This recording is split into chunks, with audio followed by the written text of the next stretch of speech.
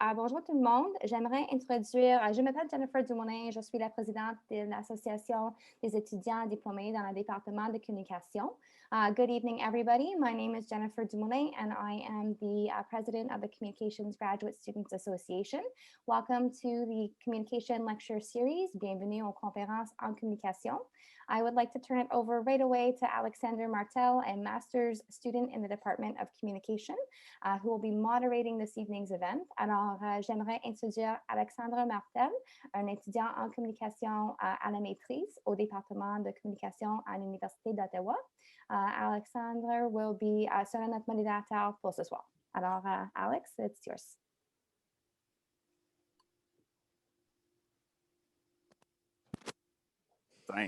Première gaffe audio. Bonjour. Un gros merci pour votre présence aujourd'hui.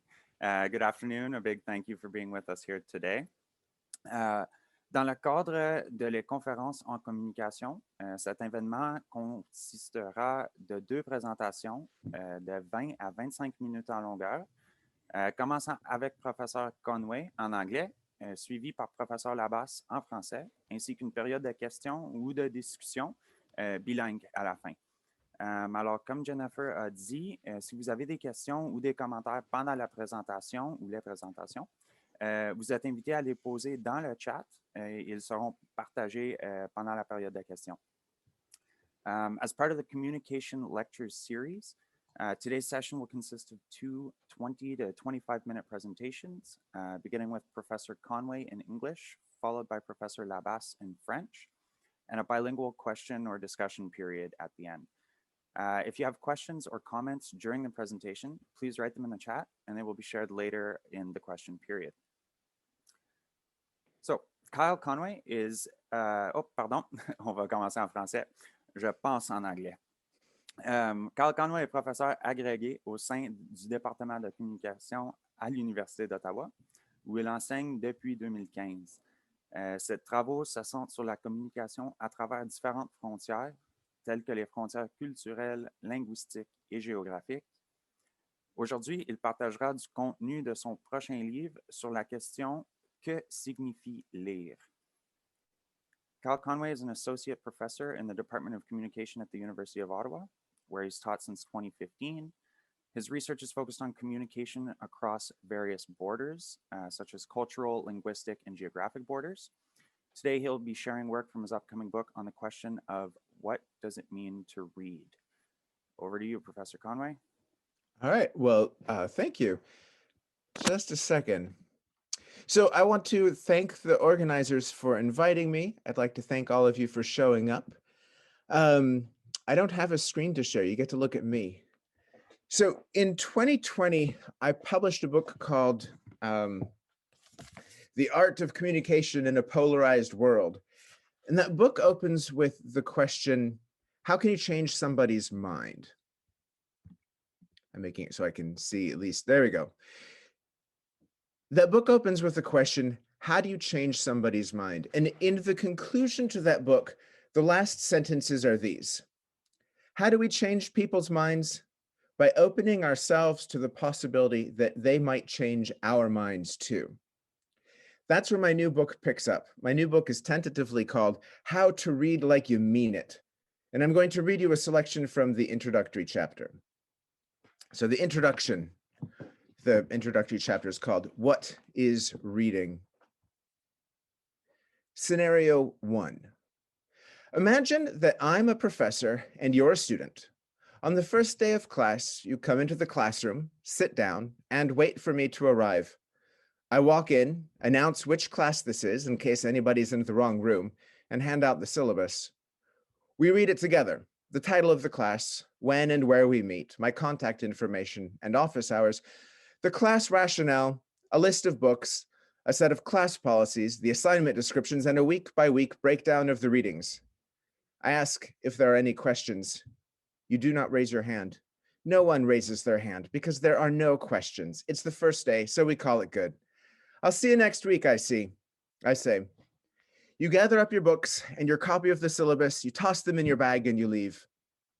A week later, when you come to class again, you remember nothing from the syllabus. Scenario 2. Imagine I'm a professor and you're a student. On the first day of class, you come into the classroom, sit down, and wait for me to arrive. I walk in, set down an odd wooden box I'm carrying under my arm, and I climb on top of it. It's a soapbox, about a foot tall. With no warning, no explanation about what I'm going to do, or why, or even what class we are in, I open up Lawrence Ferlinghetti's A Coney Island of the Mind, and I start reading. No, I start declaiming. I am waiting. I am waiting to get some intimations of immortality by recollecting my early childhood, and I am waiting for the green mornings to come again. Youth's dumb green fields come back again, and I am waiting for some strains of unpremeditated art to shake my typewriter, and I am waiting to write the great indelible poem. And I am waiting for the last long, careless rapture, and I am perpetually waiting for the fleeing lovers on the Grecian urn to catch each other up at last and embrace, and I am waiting perpetually and forever, a renaissance of wonder. Just a note, I wanted to read that because Lawrence Ferlinghetti just died a couple of days ago, and he's one of my favorite poets. Wonder, indeed, you think to yourself. What the hell? So I go on, channeling my inner beat poet, listing all the things I am waiting for.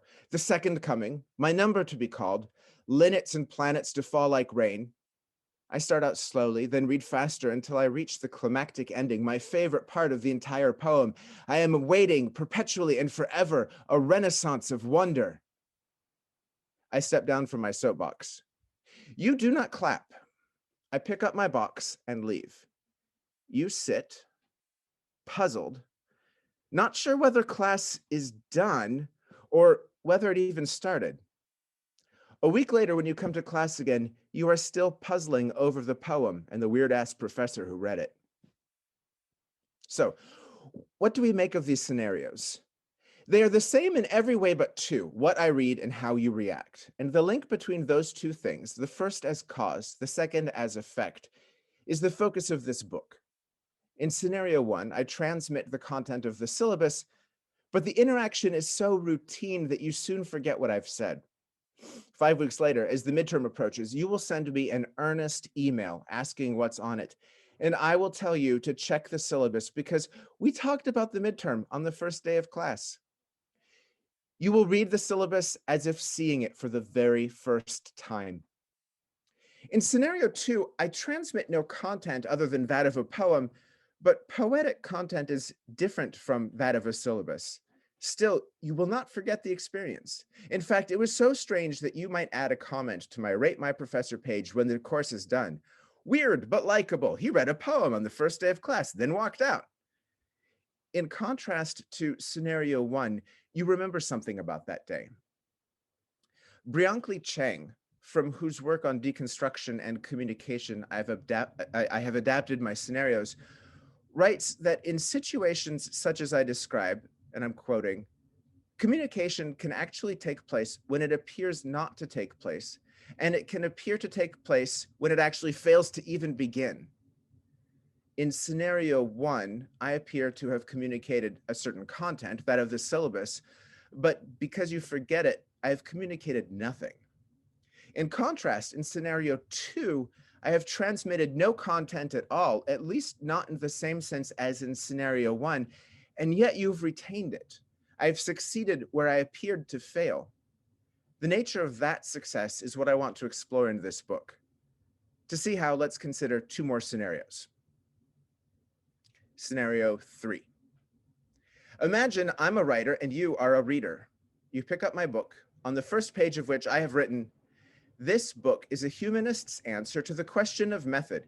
In communication studies, method describes the tools we use to study the world. This book is about those tools." You appreciate the sentence's clarity, even if the mention of humanism seems a bit out of place, but you'll overlook your puzzlement for now. How lovely, you say to yourself, as you set the book down, thinking perhaps that you might return to it later. You do not return to it later. Something more interesting comes along and the book sits forgotten on the shelf. Scenario 4. Imagine I'm a writer and you're a reader.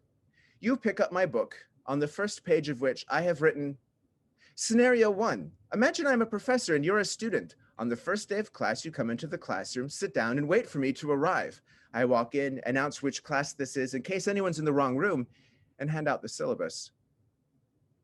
You scan a little further and you see there's a second scenario, one about, I don't know, a guerrilla poetry reading, something about waiting for beat poets. How weird, you say.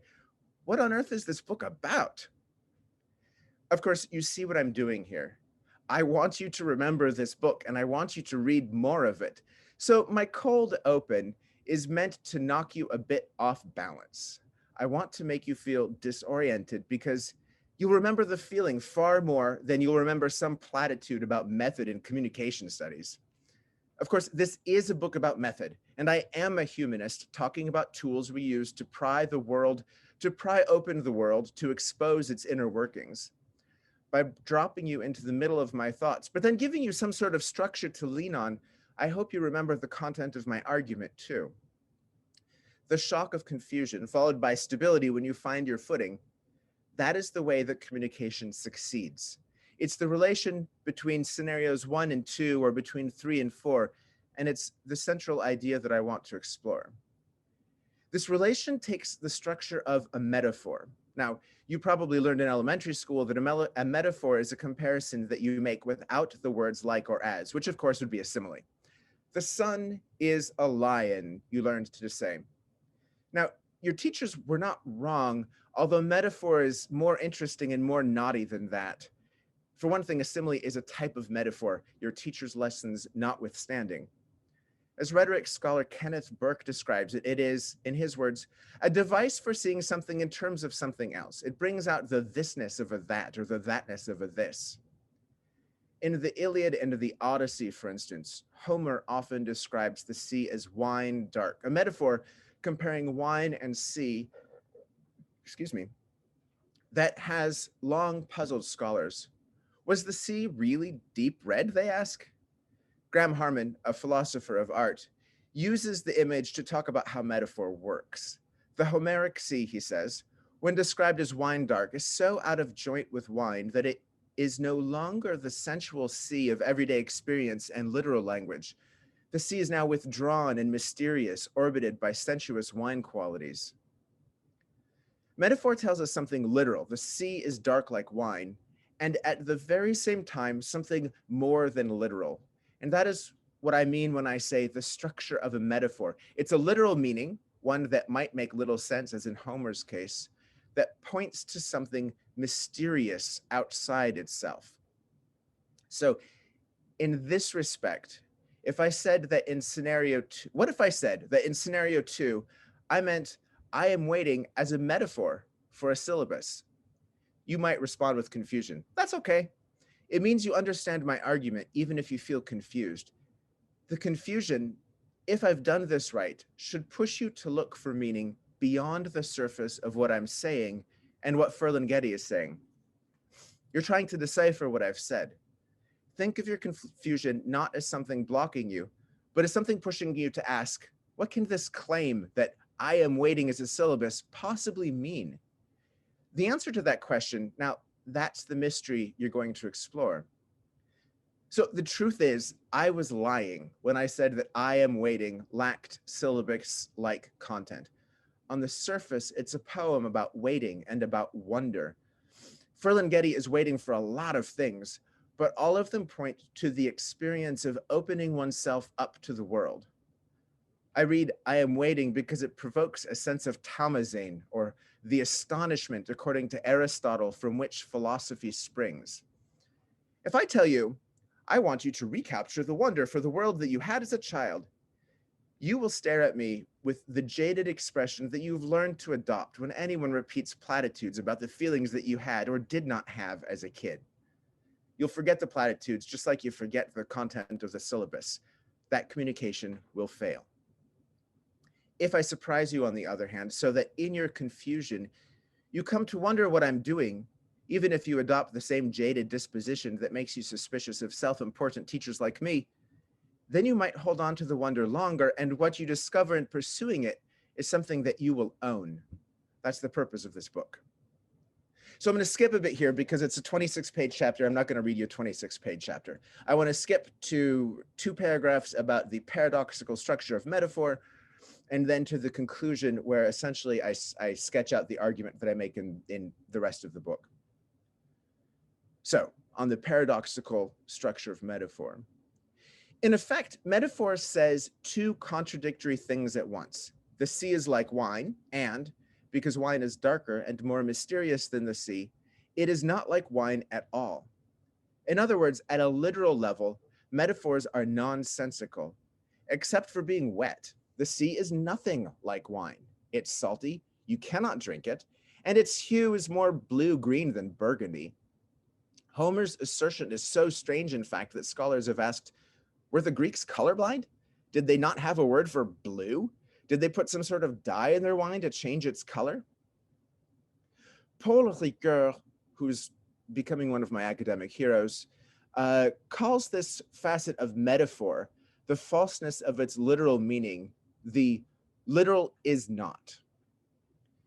Yet in spite of it, it is clear that the comparison evokes something powerful. If it didn't, Homer's readers would not still be trying to discern its meaning 3 millennia later. But the second facet, its figurative truth, which Ricoeur calls the metaphorical is tough to pin down. We are pulled in opposite directions between different levels of meaning. The words in front of us have, on the one hand, a literal meaning that is accessible but not true, and on the other hand, a metaphorical meaning that is true but not easily accessible. And so this contrast here between the literal is not, the impossible literal meaning, and the metaphorical becomes the focus of the rest of this book. So I'll skip to the conclusion now. Early in my teaching career, I was asked to present ideas about how to be successful to incoming first-year students. I gave them a simple formula. Allow yourself to get lost and then find your way back. Not only are feelings of confusion normal, I told them, but they're also the key to learning. If we memorize things, it might seem like we've learned them, but we lose them quickly. If, on the other hand, they frustrate us or they make us angry, we can make them ours. So if a professor reads the syllabus on the first day of class, students will forget it. But if a professor reads a poem, in the chapters that follow, I describe how we harness that confusion. Metaphor plays multiple roles. First, in the distinction between the literal is not and the metaphorical is, it provides a strategy for reading difficult texts. Confusion, I argue, is a reasonable response when we read things that cannot be true, as is the case for metaphor's literal meaning. We must look for meaning elsewhere at the figurative level, and in so doing, develop interpretations supported by persuasive arguments. Each of the following chapters describes a step in that process by exploring different metaphors for reading. Chapters 1 and 2 focus on the literal is not. Chapter 1 proposes that to read is to feel lost. In the past 3 decades, there has been a running argument about the qualities of good academic writing, the implication being that the worst books in the human sciences amount to nothing more than nonsensical incantations of magic words meant to intimidate readers or make their authors look smart. This chapter explores those debates and the anxiety behind them to argue that contrary to what critics contend, the confusion caused by difficult writing is valuable for the way it releases readers to explore metaphorical meaning. Chapter 2 proposes that to read is to wander. Being released to explore is one thing, doing so productively is another. This chapter asks what stories like that of the Israelites wandering in the wilderness, read as an allegory, can tell us about wandering in search of meaning in a difficult text. Chapters 3 and 4 focus on the metaphorical is. Chapter 3 proposes that to read is to love. When Through wandering, we find an anchor or perspective. We experience a feeling of euphoria that is the inverse of the fear from chapter 1. The Greeks identified this feeling as eros, and in this chapter, following Plato and the Phaedrus and Sappho in her poem known as Fragment 31, this chapter explores eros as a drive that we feel pushing us toward the object of investigation. And then chapter 4 proposes that to read is to be free. We cannot give ourselves over to the euphoria of metaphor in an unrestrained way because we would lose connection with literal meaning. Here we see that the confusion created by literal meaning remains valuable. Freedom is the inverse of wandering.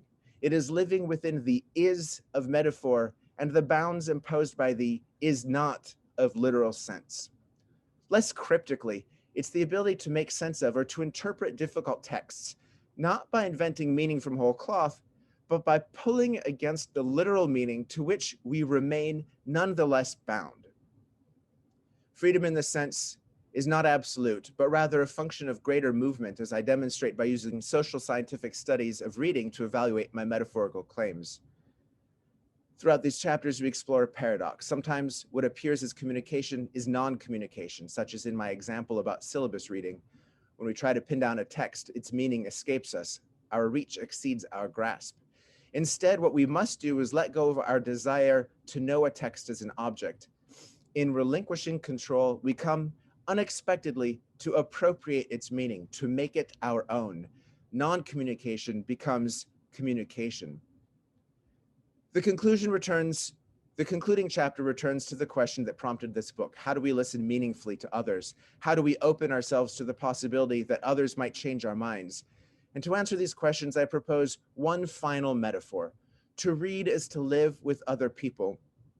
What we learn from the discussion about fear, wandering, love, and freedom is that to live with others, we must recognize that the tensions between the overlapping symbolic worlds we all inhabit are no more resolvable than the tensions between the literal and metaphorical levels of meaning.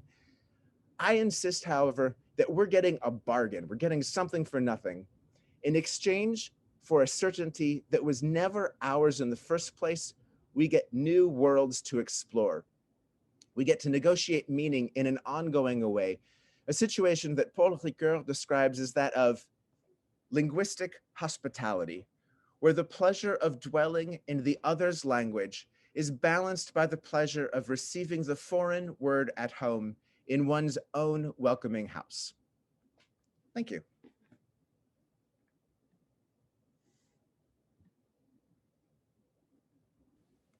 Okay, merci Kyle. Thank you. Oh, Professor Conway. Professor problem. Conway is my supervisor, so. I don't care if people, I mean, Kyle's my name, so it works. Excellent. My kids call me worse stuff, so don't worry about it. Perfect. Alors maintenant, nous passerons à la présentation de Professeur Labasse. Now we'll move on to Professor Labasse's presentation. Bertrand Labasse est un professeur agrégé au sein du département de français et de communication à l'Université d'Ottawa. Ses recherches principales portent sur la psychologie de la production et de la réception médiatique et culturelle. Aujourd'hui, il présente sa recherche sur le sujet de la question « Qui sont le public ?» Et j'utilise le mot anglais parce que c'est comme ça que le professeur Labasse l'avait écrit. Alors, j'espère que c'est bien ça qui était entendu. Bertrand Labasse is an associate professor in the French department and the communication department at the University of Ottawa. His research focuses on the psychology of production and reception of culture and media. Today, he is sharing his work on the question of who is the public, and I guess we should say who is the public in this case. C'est à vous, professeur.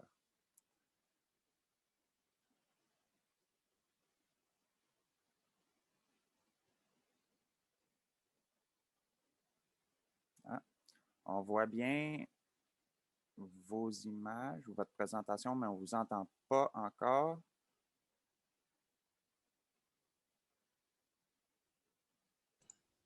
Voilà. Ah, voilà.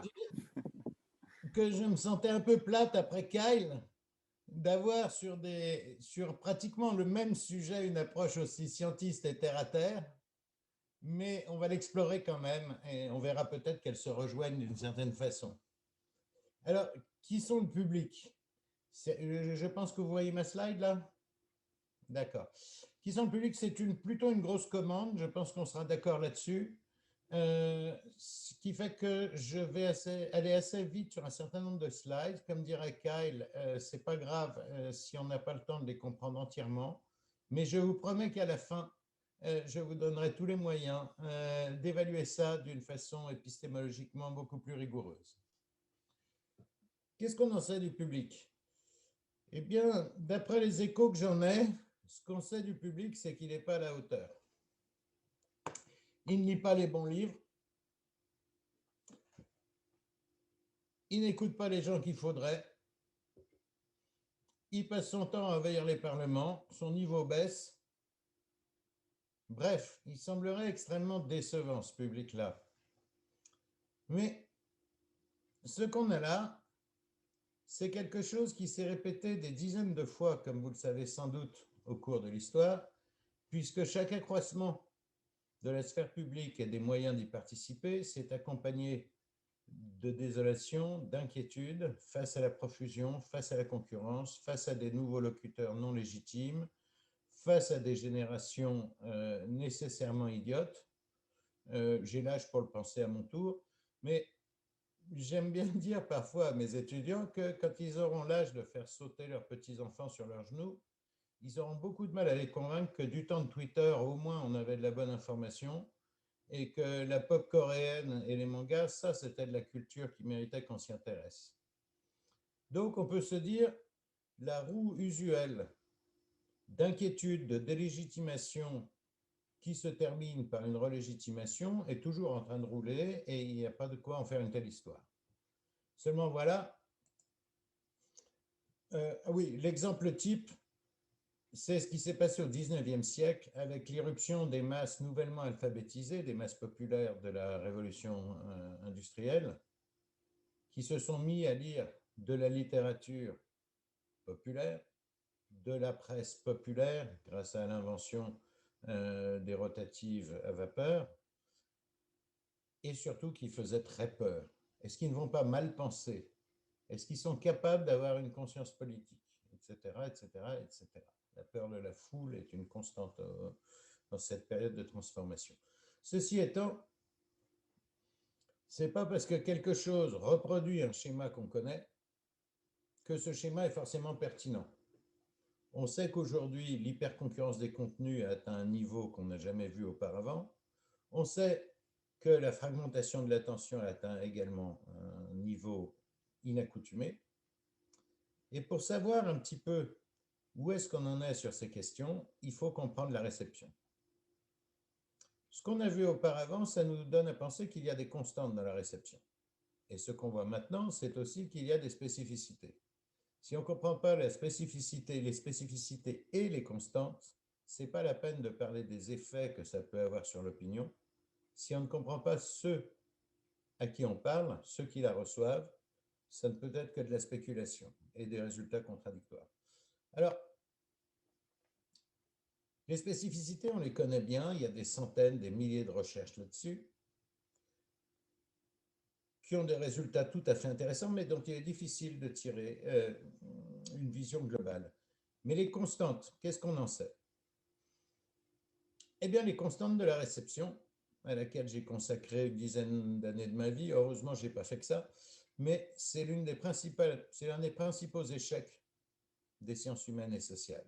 Les physiciens ont leur matière noire ou leur masse manquante. Nous, on a la question de la réception. Les théories se sont empilées depuis la sémiotique, la sémantique, les sciences sociales, la philosophie, tout ce que vous voulez, mais leurs résultats correspondent assez bien à ce que Kuhn appelait une confusion bourdonnante et foisonnante. Je le sais d'autant mieux que, comme beaucoup de collègues, j'ai donné des cours sur les théories de la réception et nos cours ressemblent souvent beaucoup plus à un catalogue. Lui a dit, et puis ensuite lui a dit, et puis ensuite lui a dit, qu'à un pattern à peu près cohérent. Et c'est quelque chose qui n'est pas nouveau. puisque déjà Socrate disait aux premiers profs de com, qui étaient les rhéteurs, vous êtes mignons comme tout, mais vous n'avez aucune idée de ce dont vous parlez, et tant que vous ne serez pas capable de dire comment fonctionne la réception, votre art est vain. Encore plus si vous entendez former non pas des chercheurs, mais des professionnels en communication. Comment est-ce qu'on peut aborder cette question? À travers une question plus simple, pourquoi est-ce qu'on aime ce qu'on aime, vous ou moi? Qu'est-ce qui fait qu'on va choisir un film plutôt qu'un livre, ou un livre plutôt qu'un film, ou l'inverse? On peut le dire d'une façon relativement simple, en effet, ceci. Pourquoi choisissons-nous ce que nous choisissons? Pourquoi prêtons-nous attention à ce à quoi nous prêtons attention? C'est une question absolument centrale et c'est une question relativement intacte. Certains, comme Bernard Miège, ont même dit qu'elle ne pouvait pas avoir de solution. D'autres ont simplement parlé des mystères de la réception. Je vous propose de l'aborder à travers une analyse, on peut dire d'une façon pédante, hypodéductive par introduction. On peut le dire d'une façon plus simple, une sorte de fact-checking théorique et empirique. Une analyse, ça veut dire séparer les différents composants. Quand on analyse quoi que ce soit, y compris quand on veut voir comment marche l'intérieur d'une montre, il faut l'ouvrir et se dire cette partie, c'est pas la même chose que cette partie. C'est d'ailleurs ce que disait Socrate, mais peu importe. La distinction la plus facile, la plus intuitive en tout cas, c'est qu'il y a certaines choses que nous aimons voir ou écouter, et il y en a d'autres que nous devons voir ou écouter, même si c'est pour plaire à nos relations, même si c'est pour maintenir notre statut social. Bon, c'est pas tellement abstrait, ça a l'air abstrait, mais j'avais été invité à donner une conférence de clôture dans une fédération d'enseignants du secondaire sur les médias, l'impact des médias, et pour me venger de certaines années de classe, je leur avais simplement posé une question. Comment est-ce que vous prépareriez vos cours si vos élèves n'étaient pas obligés d'y assister, sans aucune conséquence pour leurs notes et leur carrière? Comment est-ce que vous prépareriez vos cours? Et à ce moment-là, vous voyez que les problèmes pédagogiques se mettent à ressembler furieusement à des problèmes journalistiques. Ce qu'on vient de faire, c'est de séparer d'un côté les contraintes sociales et de l'autre les préférences personnelles, les goûts, les appétences spontanées. Nos appétences spontanées, ça nous renvoie à quelque chose qui est supposé de très longue date, au moins depuis Hume, on pourrait revenir d'ailleurs aux penseurs antiques, qui est l'idée que ce qui nous fait envie, c'est ce qui nous demande très peu d'efforts en échange de beaucoup d'effets. Vous avez vu tout à l'heure que le poème qu'a lu Kyle, le moins qu'on puisse dire, c'est que ça nous faisait beaucoup d'effets. Mais ça nous demandait de l'effort, suffisamment pour justifier l'effet en tout cas. Enfin, l'effet suffisant pour justifier l'effort. Schramm, notre ami Schramm que nous connaissons bien, s'était interrogé sur ce qui porte à choisir un article de média plutôt qu'un autre. Il en était arrivé à une conclusion extrêmement behavioriste, c'était le vocabulaire de l'époque, la récompense attendue contre l'effort requis. Et cette chose-là, c'est probablement l'un des piliers fondamentaux de la communication humaine. Il n'a pas été arrêté d'être découvert et redécouvert par des dizaines et des dizaines et des dizaines de chercheurs. Je me suis amusé à les collectionner comme on collectionne les papillons, des philosophes, des pédagogues. Les derniers en date, c'est les spécialistes de la muséologie qui ont découvert, à force de faire des études sur ce que les visiteurs regardaient, quelque chose qu'ils ont appelé le principle je ne sais quoi, qui est toujours la vieille théorie hédonique de Hume. Et ça aboutit avec la théorie de la pertinence de Sperber et Wilson, cette fois-ci depuis la pragmatique inférentielle, donc une autre discipline, qui en arrive à cette même conclusion. Vous, moi, nous cherchons dans toute notre activité cognitive à obtenir ce qui nous produit le plus d'effets et nous demande le moins d'efforts. Si vous avez un doute, vous pouvez toujours regarder ce que vous avez visionné récemment sur YouTube ou le navigateur, l'historique de votre navigateur, et vous verrez que c'est souvent le cas. Pas toujours le cas, c'est ça qui est intéressant, mais souvent. En tout cas, c'est quelque chose qui est en très bon accord avec les statistiques de consommation culturelle dans tous les domaines. Vidéo, cinéma, musique, you name it. Malheureusement, la piste s'arrête un petit peu là parce que Sperber et Wilson une linguiste et un anthropologue, n'en savaient pas assez sur la cognition pour en apprendre à un âne.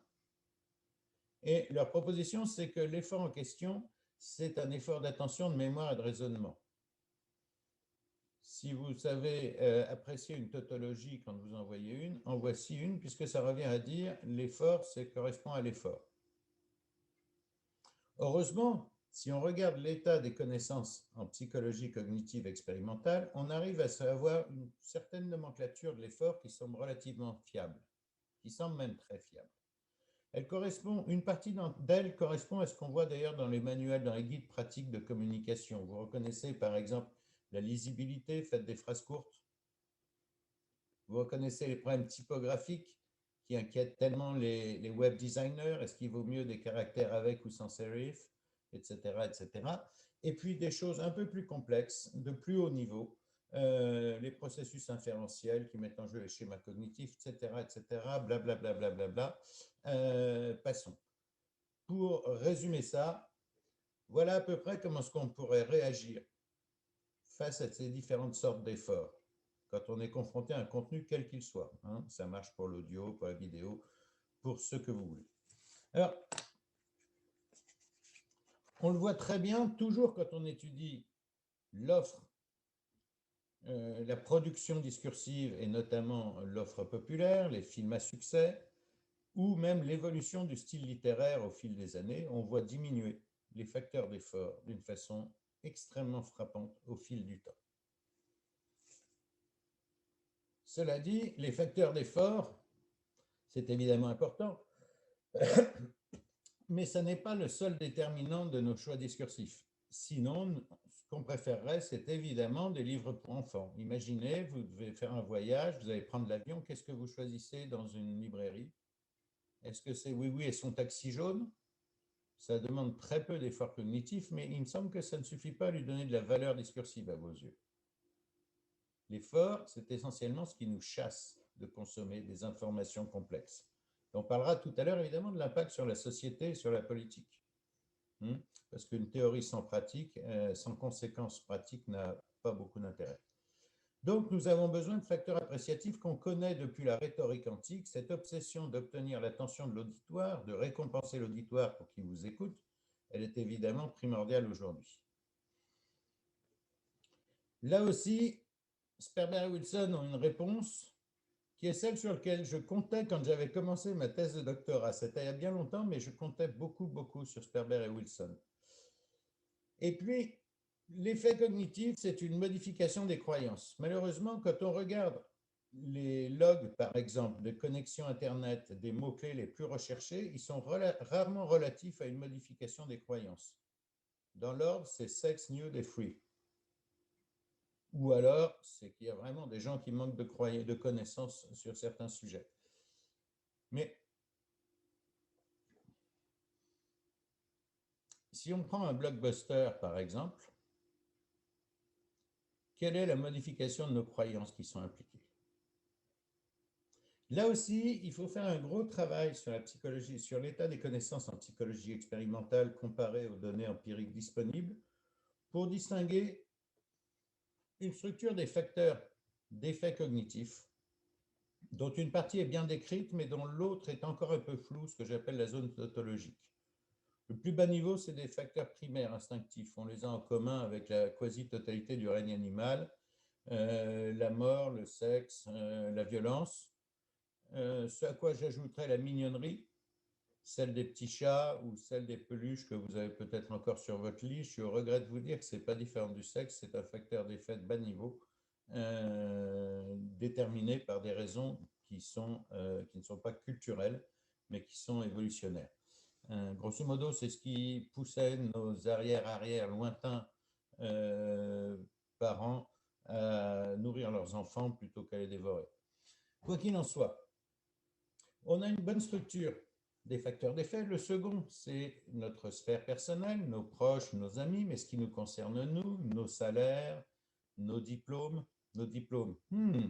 Ça, c'est un point qui intéresse à ce que j'ai pu le ressentir beaucoup d'étudiants. Nos impôts ensuite et ce genre de choses. Et puis d'autres facteurs sur lesquels je ne m'attarderai pas, mais sur lesquels je vous promets que que vous aurez des éclaircissements plus tard. Voilà donc ce qui motiverait le public comme chacun d'entre nous. Voilà pourquoi certains contenus sont plus suivis que d'autres. Voilà pourquoi on ne trouve aucun prix Nobel de littérature dans la liste des 20 ou 30 auteurs les plus traduits dans le monde. Mais on trouve beaucoup d'auteurs de romans policiers, par exemple, ou de livres d'aventure. Ça a l'air convaincant comme ça, et ça a longtemps convaincu. Mais si on regarde un petit peu, on se dit que dans ce cas-là, ce qui nous motiverait tous, chacun de nous, à lire, par exemple, un journal, à choisir un journal, une revue, ce sont ceux qui nous garantissent le plus d'effets cognitifs pour le moins d'efforts cognitifs. Or, à ce que je sais, il y a encore beaucoup de gens qui lisent des livres, beaucoup de gens qui ne se contentent pas de satisfaire la pertinence, leur besoin de pertinence cognitive. Alors, qu'est-ce qui joue? Eh bien, c'est l'autre volet.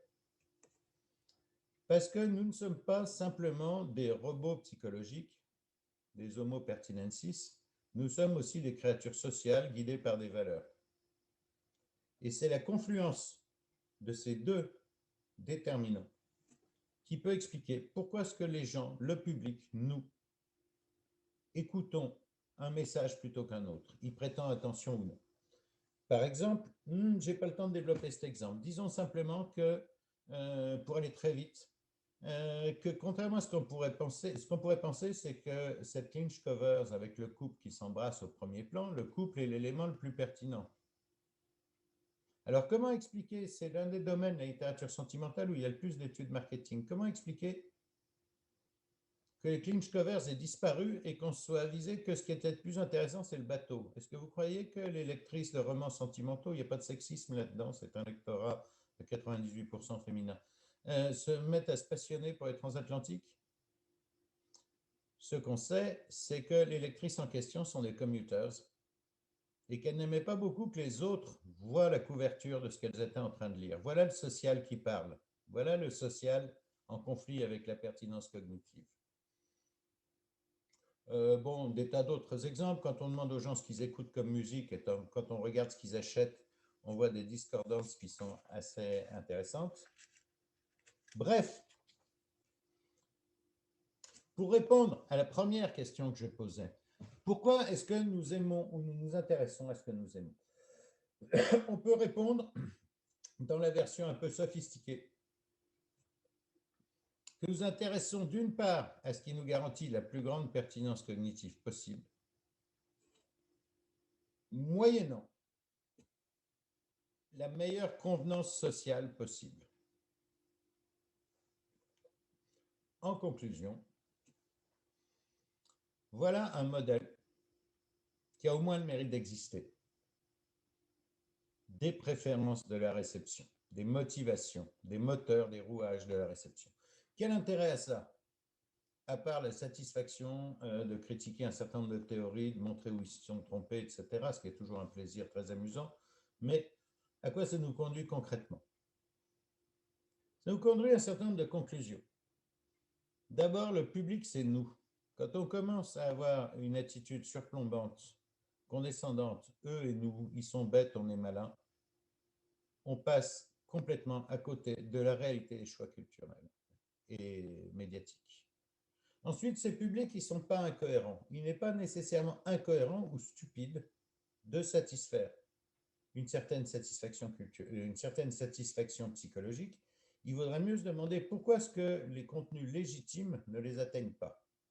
Il vaudrait mieux se demander, par exemple, si les politiciens producteurs de discours légitimes, si les journalistes, si les auteurs, si les savants producteurs de contenus légitimes ne comptent pas trop sur les valeurs sociales pour garantir la légitimité et la recevabilité de leur contenu, parce que ce dont on s'aperçoit, c'est que ça ne fonctionne plus. Les gens font leur marché, font leur choix sur un marché discursif pléthorique. Et le simple fait de dire « il faut m'écouter parce que moi je suis sage » ne fonctionne plus. Au lieu de se lamenter, il faut s'interroger, est-ce que les contenus légitimes sont pertinents? Si vous le voulez après, pas dans cette conf, mais après, on fera une petite expérience qui, je pense, vous marquera sur notre propre rapport au contenu compliqué. Ça a des conséquences scientifiques intéressantes. C'est que quand on n'a pas de modèle de la réception, on est incapable de contrôler les différentes variables qui s'exercent. On en prend une seule, ça peut être la lisibilité, ça peut être ceci, cela, et ça explique pourquoi est-ce que les expériences et beaucoup de propos sont extraordinairement contradictoires. Je vais en prendre une ou deux. L'une des plus célèbres, celle de Lord Ross et Lepper, qui a été l'une des premières à attirer l'attention sur les phénomènes de polarisation, bien avant qu'on en parle. C'est toujours dommage qu'on soit aussi à la traîne du côté de l'élite discursive par rapport à la psychologie sociale. On aurait découvert beaucoup de choses beaucoup plus tôt. Quoi qu'il en soit, l'une des conclusions était bizarre. Les gens qu'ils étudiaient passaient beaucoup plus de temps à disséquer les contenus qui ne leur plaisaient pas qu'à regarder les contenus qui leur plaisaient, les thèses qui leur plaisaient. Or, tout ce qu'on sait de la consommation sur Twitter, sur les réseaux sociaux, sur ce que vous voulez, nous dit exactement l'inverse. On sait que les gens évitent les contenus qui ne leur plaisent pas. Ils ne se passent pas des heures et des heures à essayer de trouver en quoi ils sont faux. Comment est-ce qu'on peut avoir une telle discordance entre des résultats expérimentaux et des résultats quantitatifs de large échelle? Eh bien, c'est simple, on s'aperçoit que c'est le problème bien connu en psychologie de l'écologie expérimentale, c'est-à-dire de la reproduction des conditions réelles, que Lord et Lepper, sans s'en rendre compte, ont manipulé les choix discursifs. C'est-à-dire que les sujets qui passaient tellement de temps à disséquer les thèses qui ne leur plaisaient pas, dans la réalité, ils n'auraient absolument pas fait ça. S'ils les disséquaient, c'est parce qu'ils étaient dans une pièce où ils n'avaient que ça à faire et on leur demandait de le faire. Voilà un exemple. On pourrait noter, par exemple, à propos des fake news, des fausses nouvelles, toutes les suspicions qui portent sur les aspects idéologiques, Tea Party, etc., qui ne sont pas faux, mais beaucoup d'études nous chantent une autre chanson.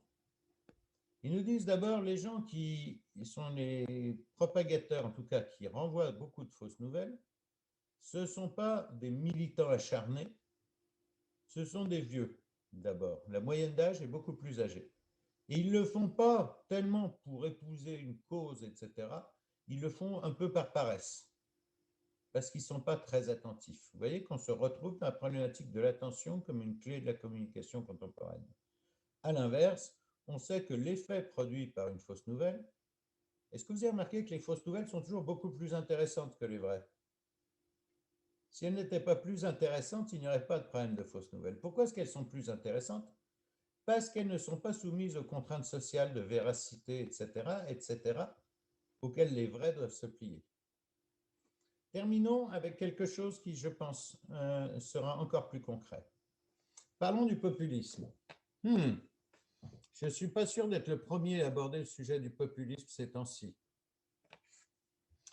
Mais on lit beaucoup de discours qui sont essentiellement sur le thème « c'est mal » et voilà pourquoi c'est mal.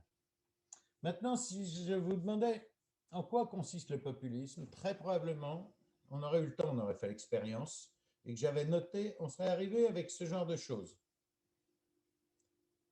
Il repose sur un leader charismatique, il est simplificateur, il est très direct dans le ton, etc., etc., etc. Est-ce que ça correspond à peu près avec les propriétés que vous donneriez si vous aviez à parler a priori du populisme? Est-ce que ça vous semble un bon portrait robot? Le problème, c'est que quand on fait ça, on se contente de décrire. On ne peut pas comprendre. Si on ne comprend pas, on ne peut pas résister. Pourquoi est-ce qu'il est si puissant? Pourquoi est-ce que ces facteurs sont à peu près toujours associés?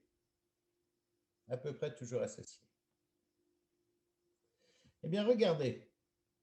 Si on essaye de regarder les rouages, pourquoi est-ce qu'ils fonctionnent? Pourquoi est-ce que ces facteurs sont à peu près toujours associés? On s'aperçoit qu'une grande partie de sa force vient de la réduction de l'effort cognitif. Se fier à un chef, se fier à un leader, tous les dictateurs vous le diront, tous les gourous de secte vous le diront, c'est extraordinairement économique cognitivement parlant. En plus, avoir des réponses simples sur des questions compliquées, c'est également économique. D'autre part, ça produit beaucoup d'effets, de l'effet de premier niveau, de l'effet pour la sphère personnelle, parce qu'il parle des choses qui nous concernent vraiment, nous, les vrais gens, il parle des vraies affaires, il nous fait peur, il nous promet des lendemains qui chantent, tout ça produit énormément d'effets. Bref, on aurait pu dire la même chose à partir de la tripartition ethos, logos, pathos de la rhétorique antique. Le populisme est sur l'ethos du chef et le pathos du discours, plutôt que sur le logos, le discours fondé en raison. Quoi qu'il en soit, ce qu'on peut se demander, c'est dans ce cas-là, comment se fait-il que nos valeurs sociales communes, si on n'avait pas de valeurs sociales communes, on ne serait pas une société? Ne l'arrête pas. Eh bien, pour aller toujours très vite, un caractère tout à fait frappant du populisme est qu'il détraque la contrepartie de la pertinence qui normalement la régule. Il retourne les règles de recevabilité sociale, d'ailleurs en les moquant au passage. Et donc elles ne fonctionnent pas, et voilà pourquoi le populisme est si efficace comme discours politique. Est-ce que ça veut dire qu'on n'a pas de solution? Si, il y en a beaucoup, mais pour ça, il faut se donner la peine de comprendre les choses au lieu de les déplorer. Et pour terminer, je vous avais promis au départ que vous auriez la possibilité de juger d'une façon plus approfondie et moins rapide tout ce que je viens de vous raconter. Et pour tenir ma promesse, sans le moindre scrupule, je vous renvoie à un livre qui traite ces questions en long et en large, et je le fais d'autant plus volontiers qu'il est maintenant gratuit 3 mois après son lancement. Donc, ça ne vous prendra qu'un clic.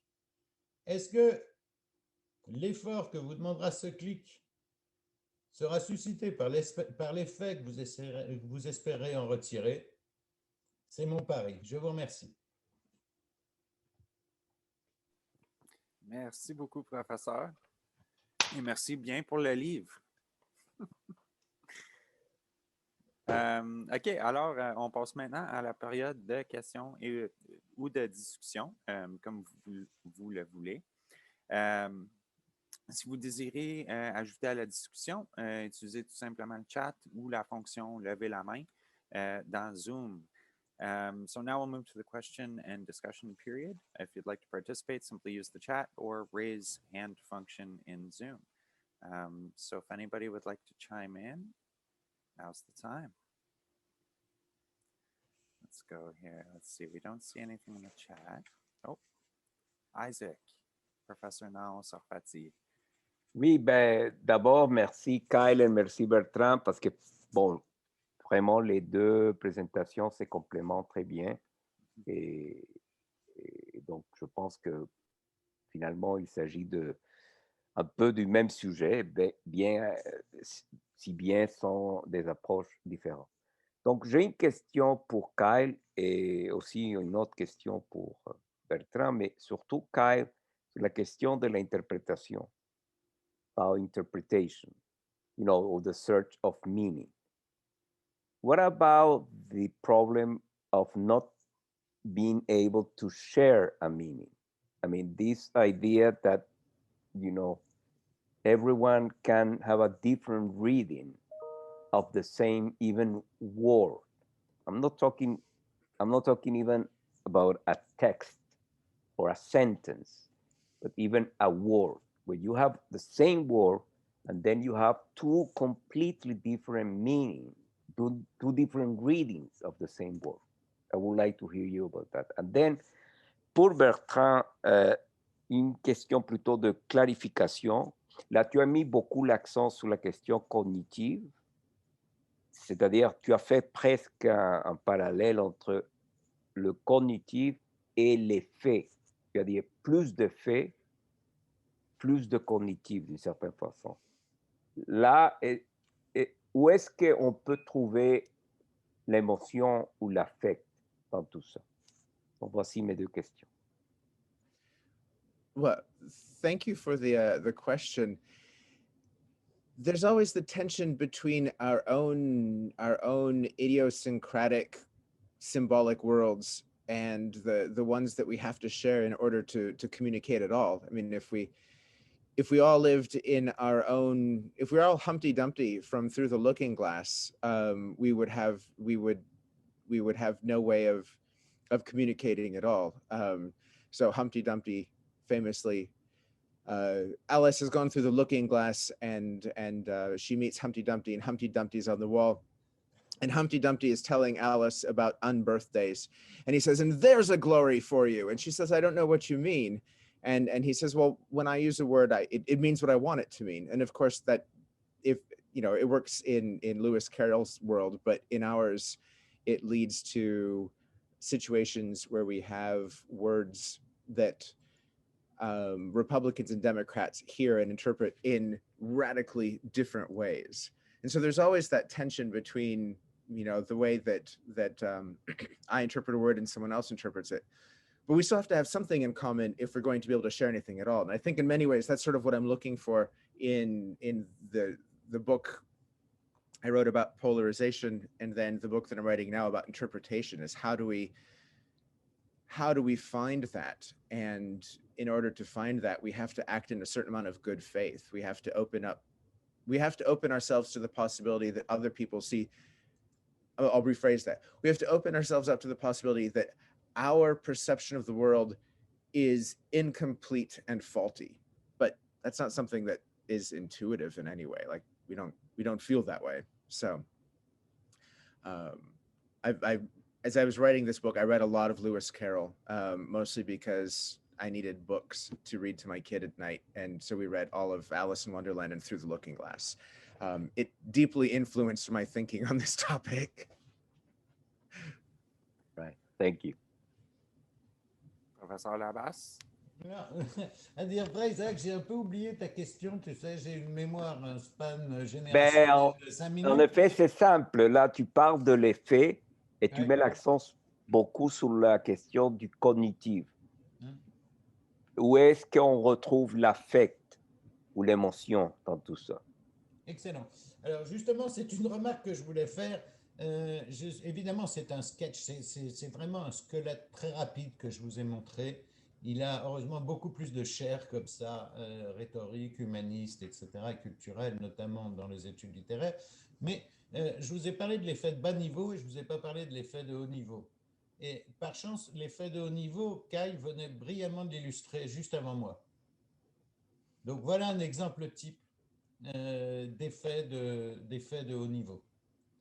Mais la cognition, une fois encore, c'est autant une erreur de l'ignorer, ce qui est un défaut constant en sciences de la communication, surtout en France. J'ai dû aller faire ma thèse en sciences de l'éduc pour avoir des séminaires en sciences cognitives, parce qu'on m'avait dit que je n'aurais pas le droit d'en faire en sciences de la communication, au paradoxe. Alors que les sciences de la communication parlent essentiellement de l'échange médiatisé de représentation cognitive, ou de représentation sociale, comme vous voulez, mais on n'en sait généralement pas assez sur les représentations pour remplir une carte postale. Quoi qu'il en soit, je n'ai parlé vraiment que je vous ai montré quelques grands points très rapidement pour en venir assez vite aux conclusions, mais j'aimerais vous donner un autre exemple que j'avais malheureusement enlevé dans l'espoir de tenir mon délai, mais qui peut-être vaut le coup. C'est celui-ci. Est-ce que ça s'affiche là? Est-ce que de Oui. l'importance d'accepter le fait que le public n'est pas débile et que la pertinence cognitive est un moteur qui n'est pas déraisonné, même s'il est insuffisant. La question, c'est comment rendre intéressantes, rendre pertinentes les choses qui en valent la peine. Donc ça, c'était un matin, j'arrivais en cours, journalisme et littérature, et je ne sais pas pourquoi j'avais fait une allusion sarcastique à ceci qui était arrivé le matin même, si je me souviens bien. Je dis, ah oui, je suis un tout petit peu en retard parce que je travaillais sur une question scientifique importante, il s'agissait de déterminer la couleur d'une robe. À ce moment-là, mes étudiants avaient des yeux comme ça. Enfin, on parle de quelque chose d'intéressant. Enfin, on parle des vraies choses. J'ai rarement eu autant de succès en classe. Et du coup, ça m'a intrigué un peu. Je leur ai dit, combien d'entre vous ont compris l'allusion? À peu près tous. J'ai dit, c'est bien ça. Je vois que vous suivez les grands débats de l'heure. Combien d'entre vous seraient capables de de me donner le nom ou la fonction d'un ministre qui vient de démissionner? Il y avait un ministre québécois et un ministre fédéral qui venaient de démissionner cette semaine.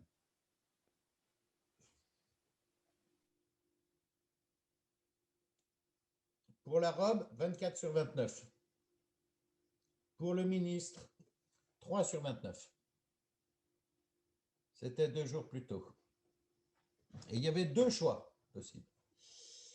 J'ai poursuivi un peu. Combien d'entre vous pensent qu'il pourrait me donner un seul sujet qui aurait une chance éventuelle d'être à la une d'un quotidien français, francophone ou anglophone au Canada aujourd'hui? 3 sur 29, autrement. Également. Est-ce que ces étudiants étaient idiots? Non, ils sont pris sur un marché discursif pléthorique et ils font des choix par rapport à des choses plus ou moins boring, qui font plus ou moins sens pour eux. Et c'est toujours au locuteur de faire valoir la pertinence de ce qu'il a à dire et l'intérêt de ce qu'il a à dire, ça n'est jamais la responsabilité du public. Dire c'est la responsabilité du public, c'est un argument de drug pusher, un argument de dealer. Ce n'est pas la responsabilité du public, c'est la responsabilité des élites qui pensent qu'ils ont quelque chose à dire, de se battre pour justifier l'intérêt de ça. Et je vais vous en donner un autre exemple. Vous vous souvenez que Trump a dénoncé les accords douaniers internationaux, mais dans la plupart des grands scrutins électoraux, c'est une question d'accords douaniers internationaux. C'était le cas au Brexit. Après tout, qu'est-ce que l'Union européenne à la base si ce n'est un accord douanier? C'était le cas, c'est ce qui avait permis également l'élection de George Bush, etc., etc., etc., des accords de Maastricht en Europe. Et la plupart d'entre nous pensent que les accords douaniers sont une bonne chose et que les vilains populistes qui veulent démolir les accords internationaux douaniers sont des méchants. Est-ce que vous voyez la question? Combien d'entre vous seraient capables de dire, dans le secret de vos petits cœurs vaillants, pourquoi est-ce que les accords douaniers sont une bonne chose? Est-ce que vous me répondriez parce qu'on me l'a dit? Parce que des gens en qui j'ai confiance me l'ont dit? Eh bien, si on se situe comme moi dans l'idéal des Lumières, se dire parce que des gens en qui j'avais confiance me disent que c'est une bonne chose, c'est une fois de plus un argument d'autorité, exactement comme celui qu'on a vu à propos des populistes. La question est, que faisiez-vous au moment où vous auriez pu passer 10 minutes et quelques clics à vous demander, mais au fait, les accords douaniers internationaux, en quoi est-ce une bonne chose? Qu'est-ce que vous regardiez à la place à ce moment-là et pourquoi? Ce n'est pas une accusation, j'ai réalisé il n'y a pas si longtemps que ça que je n'avais pas la moindre idée. C'était même plutôt contre-intuitif pour moi. Pourquoi? Parce que nous sommes tous pareils. Il n'y a pas les gens du bas et les gens du haut. Nous faisons tous des choix sur un marché discursif pléthorique et nos choix ne sont pas forcément l'idéal des Lumières. Je vous laisse vous interroger sur cette question et je pense qu'à elle seule, elle répond pas mal à la question qui sont les publics? Les publics sont des gens comme nous. Merci, Professor. We have a question in the chat from Professor Meredith Rocky. I have not pronounced that live yet. So question for Kyle. What role does motivation to read play? And then we have a question for Bertrand afterwards. Go ahead, Kyle. Yeah, so motivation to read. I mean, you have to want to read. I think you know, it's that question that Bertrand raised about récompense attendue and effort requis. You know, it's you have to. I'm writing this book. I've addressed it like a letter to my students. The last book is the same way. I actually used the book on polarization in my third year theory class, and the method book is for a graduate class, and I intend to use it that way. I have the luxury of writing to students who want to be there enough that they signed up for the course. Now, why exactly they signed up to the course, I don't know, but you know, especially at a graduate level, they want to read things. I also use read in a very large way. I mean it more than just reading, of course. It's more than just running your eyes over words on a page. It's this broader question of interpretation. If you're not open to having your mind changed, then there's no point in reading. If I think of my fairly conservative American relatives who are convinced that Biden was not properly elected, not legitimately elected, they're not interested in hearing anything else. And I could argue with them, but it would be wasted effort. So the motivation, I'm writing on the assumption that people are motivated, but I'm not sure. Actually, the other book's about how to motivate them, but that's a sort of a different question anyway. But yeah, it's they have to want to. No, I felt a little seen, I guess, because I guess I'm embarrassed to admit this, but I've become bad at reading.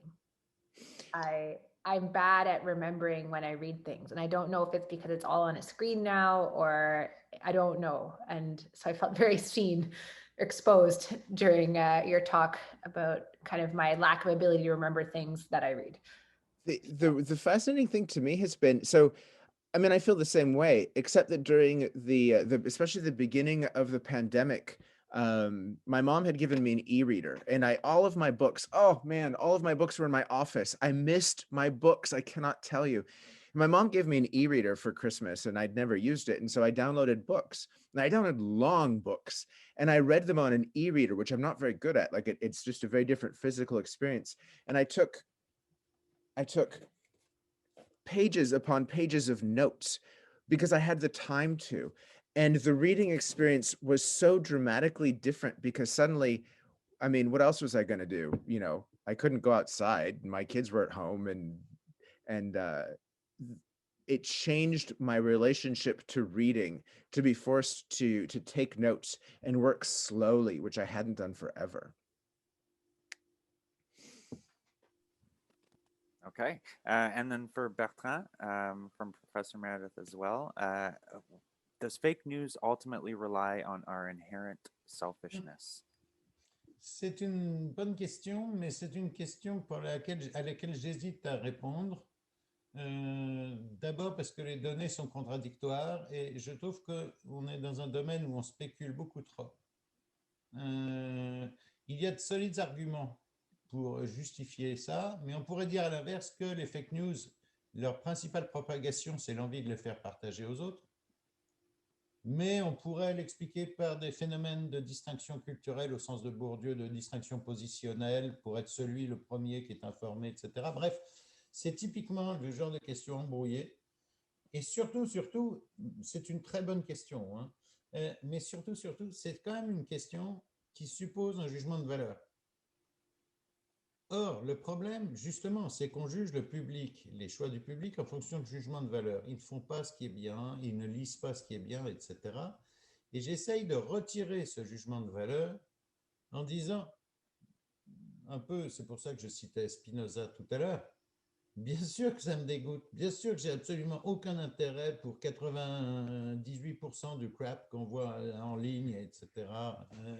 Mais j'essaye de faire abstraction de ça pour l'étudier scientifiquement, c'est-à-dire avec détachement, en me disant pourquoi ça fonctionne et surtout pas est-ce que c'est bien ou est-ce que c'est mal. Mais si je devais faire un jugement de valeur, j'en ferais un seul. Quand les membres des élites discursives se fondent sur des jugements de valeur pour dire aux gens c'est bien, c'est mal, ça c'est mal. Parce qu'on trahit une responsabilité qu'on a héritée des Lumières, qui est plus importante que jamais aujourd'hui, qui est importante évidemment en tant qu'enseignant, qui est importante en tant qu'intellectuel, en tant parfois de gens engagés. Notre responsabilité est d'être intéressant. Sinon, nous pourrons toujours réfugier derrière nos valeurs et nous dire que les autres ont tort. Mais les autres diront simplement on n'en a rien à foutre. Et ils n'auront pas forcément tort. Merci. OK. Alors, je pense si on n'a pas d'autres mains levées dans le Zoom, dans l'appel, non. On va terminer l'enregistrement. Pas un mot que je dis souvent en français. Allez-y, professeur. Oui, Alexandre, est-ce que j'ai le droit de poser une question à Kyle, dont évidemment le bouquin, l'extrait m'a fasciné, et puis qu'est-ce qu'il lit bien en plus. Mais je me demandais, est-ce que ça ne repose pas sur justement sur une certaine idéalisation d'un public avide? Je voyais dans ma tête, enfin, après le poème, parce que pendant j'étais tout au poème, mais après le poème, je voyais, quel est le titre en anglais? Dead Poet Society, Ouais, ce ouais. genre de choses. Et j'ai fait des expériences comme ça d'un point de vue pédagogique. J'ai essayé, et je passe mon temps à essayer, comme nous le faisons tous, à dire, essayons d'explorer des mondes nouveaux, des façons de nous mettre en danger, essayons de découvrir le problème plutôt que ce soit moi qui vous le dise, etc. Et une partie des étudiants adore ça. Et une autre partie me demande, est-ce que ça sera à l'examen? Ouais, Mhm. ouais, ouais, ça- Donc, c'est pour ça que je me méfie un petit peu du caractère romantique, même si je l'adore, même si je le comprends complètement, même si j'aurais adoré une classe où un prof aurait fait ce que tu as dit. Je sais aussi que la moitié de la classe l'aurait détesté. Et dans une université moderne complètement managérialisée, complètement rationalisée, etc., je me demande si l'ensemble de la vue que tu présentes n'est pas en soi une poétique de la lecture. Cela dit, elle est beaucoup plus qu'une poétique de la lecture, parce que je pourrais te dire ce que tu fais quand tu fais ça. Tu fais créer un modèle mental de l'état du monde décrit dans le texte, etc., etc., etc., et pourquoi ça produit de l'effet. Mais ça, c'est très terre à terre. C'était juste beau.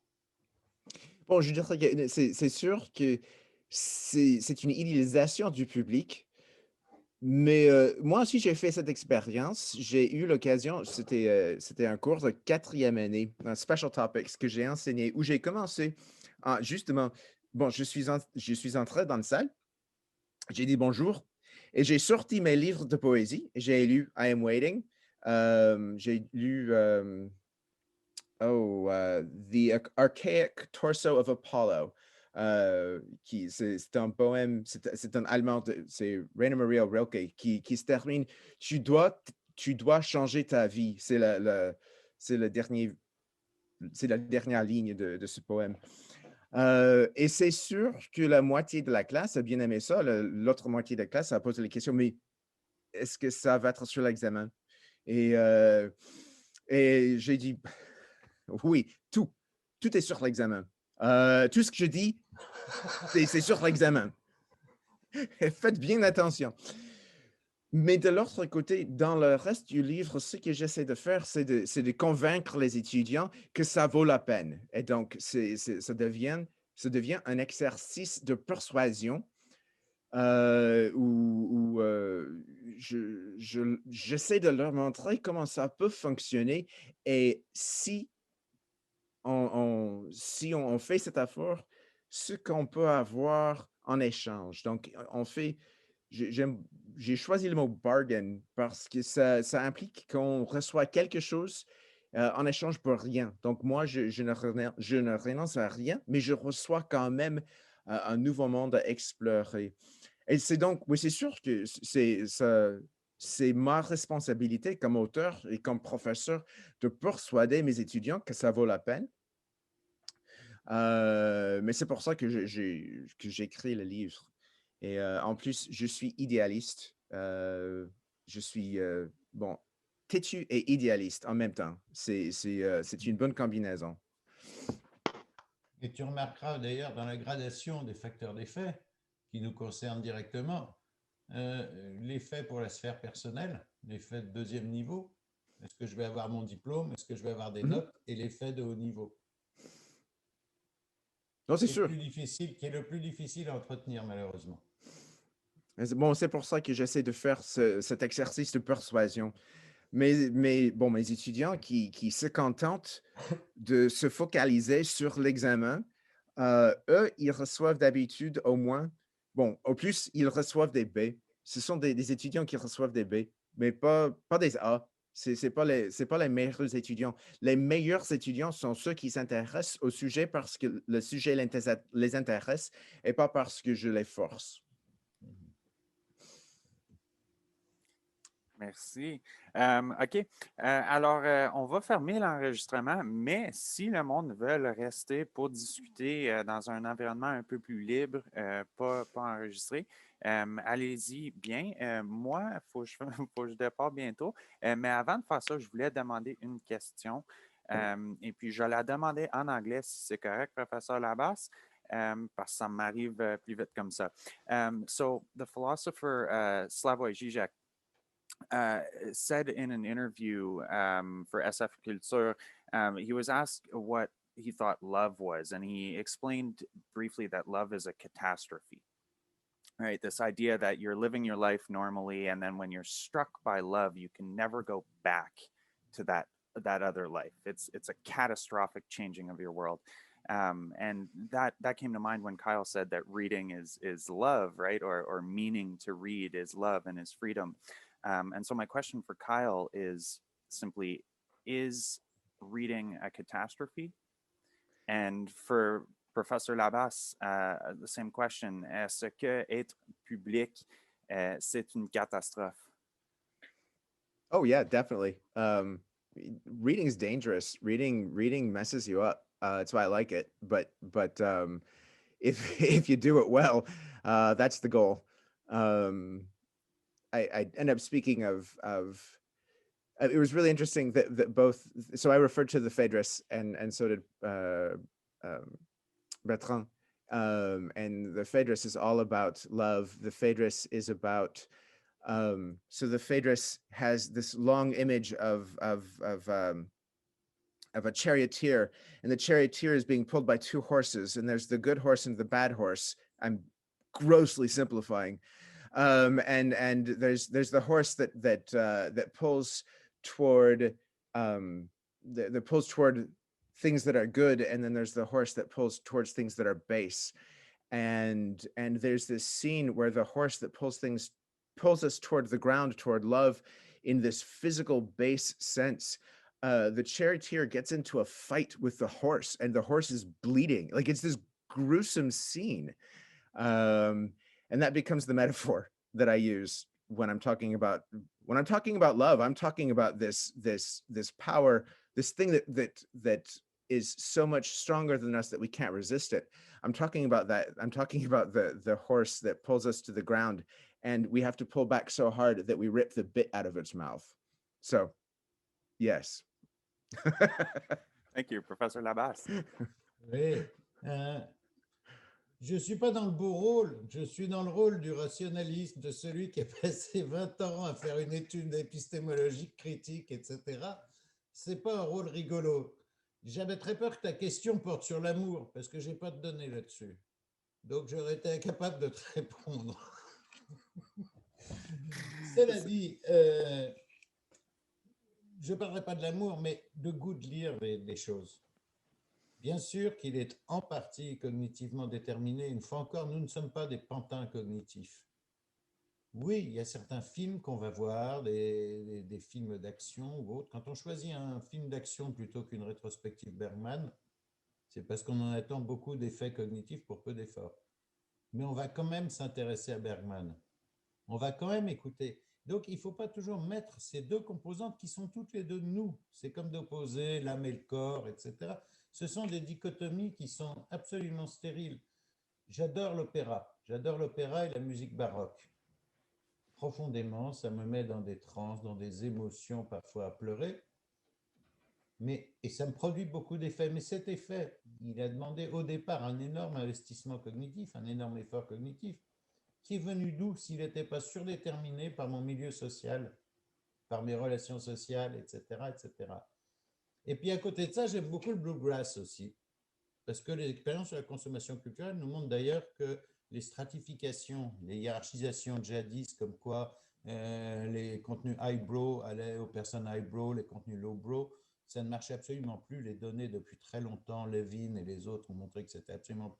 La distinction de Bourdieu, malheureusement, n'opère plus, enfin, malheureusement ou heureusement, n'opère pratiquement plus. J'aime aussi beaucoup le bluegrass. Pourtant, ce n'est pas une musique très compliquée, le bluegrass. Alors, la pression sociale, aurait pu m'empêcher de le faire, mais en même temps, j'ai un doctorat et je suis prof, ce qui est un permis d'écouter les contenus les plus vulgaires sans passer pour un imbécile. Mais même à part ça, le bluegrass me donne de grandes satisfactions, d'effets immédiats, de faible effort, et j'en ai absolument pas honte. C'est en opposant le légitime et l'illégitime qu'on passe à côté de la société réelle. Et si on passe à côté de la société réelle, on se retrouve avec des Trump Mhm. ou d'autres gens comme ça. Vous me faites penser à, dans un sens cognitif, le coût de la joie quand on écoute soit du bluegrass ou de l'opéra, puis on commence à pleurer, ça a quand même le coût cognitif.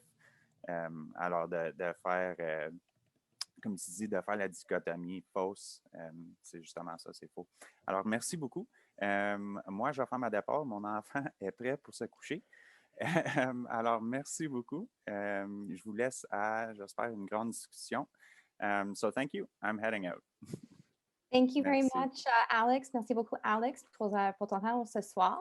J'aimerais aussi remercier Professeur Labasse et Professor Conway pour la présentation. So thank you both to Professors Labasse and Conway for their presentations this evening. Before we close the recording, I'd also like to thank the Department of Communications Graduate Studies Committee, the Department of Communications Strategic Communications Committee, Professor Isaac Nahon-Sarfati, Professor Meredith Rocky, and Derek Bassa for all of their work putting together this event this evening. Alors, j'aimerais remercier aussi le comité des études supérieures du département de communication, le comité des communications stratégiques du département de communication, les professeurs Nahon Sarfati, Professor Rocky, et aussi à Derek Baza pour tout le travail ce soir. Our next event is Thursday, March 25th at 5 p.m. Eastern Standard Time on Zoom, and it will feature presentations from Martine Nagase and Elizabeth Dubois. So please stay tuned for the invitations for those. Notre prochain événement sera le 25 mars avec des présentations de professeur Martine Nagase et professeur Elizabeth Dubois. Alors, les invitations sortiront bientôt pour ces événements. Merci and good evening.